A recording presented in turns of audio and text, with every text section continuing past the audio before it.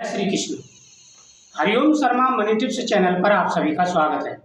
आज मैं आपको योगिनी एकादशी के बारे में जानकारी दूंगा। योगिनी एकादशी का व्रत कब रखें, किस प्रकार से व्रत रखना है और व्रत के कौन कौन से नियम होते हैं, पूरी जानकारी आपको इस वीडियो के माध्यम से प्राप्त होगी। एकादशी का दिन भगवान विष्णु को समर्पित है।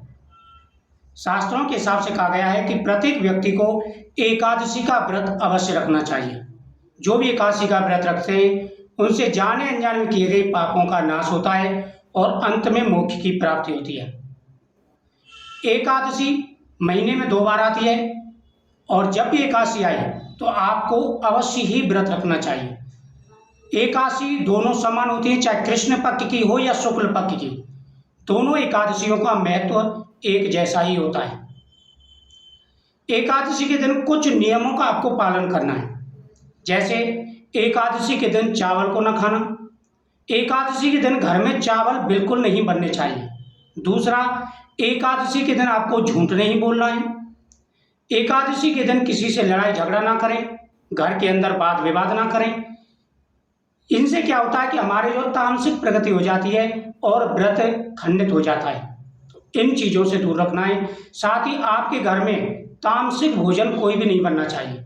लहसुन, मीट, मांस, प्याज, इन किसी का भी प्रयोग नहीं होना चाहिए। आप व्रत रखते हो या ना रखते हो, लेकिन इन नियमों का पालन तो एकादशी को अवश्य किया करें।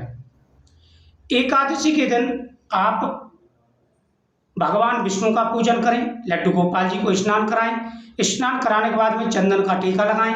भगवान को तुलसी दल समर्पित करें, केले का फल समर्पित करें। भगवान के सामने दीपक जलाएं और ओम नमो भगवते वासुदेवाय नमः मंत्र का जाप करें। एकादशी के दिन आपको अपनी सामर्थ्य के अनुसार दान पुण्य भी करना चाहिए।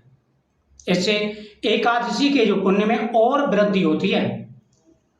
एकादशी का दिन आप कुछ चीज़ों का खाने में ध्यान रखें, जैसे फ्रूट्स वगैरह आप एक बार ले लें, फ्रूट्स वगैरह खा लें। फिर जब आप एक बार फलाहार ले रहे हो तो फ्रूट्स के साथ साथ आप आलू और सिंघाड़े का आटा, इन चीज़ों का प्रयोग आप कर सकते हैं। और कोशिश यह करें कि आप एक बार ही खाएं। बहुत से लोग व्रत रखते हैं फिर वो लगातार खाते रहते हैं, तो इससे क्या होता है, शरीर में आलस बढ़ता है और फिर तामसिक प्रगति भी आती है। इसलिए आप मन को बिल्कुल सात्विक रखेंगे। पूरे नियम के साथ में अगर एकादशी का व्रत रखा जाए तो पूर्ण फल प्राप्त होता है। द्वादशी के दिन जब आप पारण करें तो पहले तुलसी का पत्ता खाएं, उसके बाद आप जो है बाकी भोग का प्रसाद खाएं, लेकिन तुलसी दल पहले आपको जरूर सेवन करना है। बात करते हैं एकादशी कब की रहने वाली है।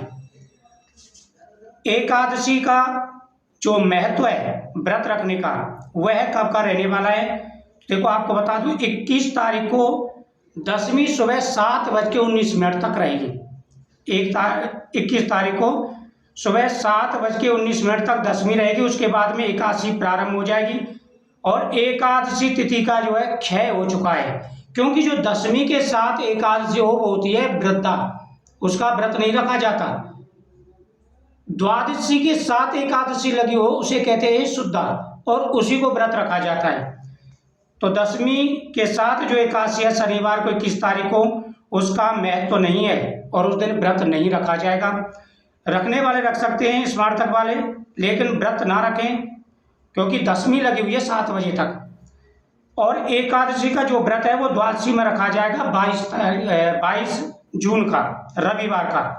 इस दिन द्वादशी है और इस दिन आप एकादशी का व्रत रखें द्वादशी में, क्योंकि एकादशी का तो क्षय हो चुका है और दशमी के साथ एकादशी रख रहे हैं तो उसका कोई इतना महत्व नहीं होता है।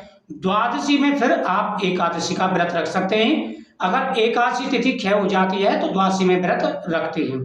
और वैसे भी द्वादशी में रखा जाता है अगर एक सुबह के समय थोड़ी समय भी, क्षण भर के लिए भी अगर एकादशी लगी हुई हो।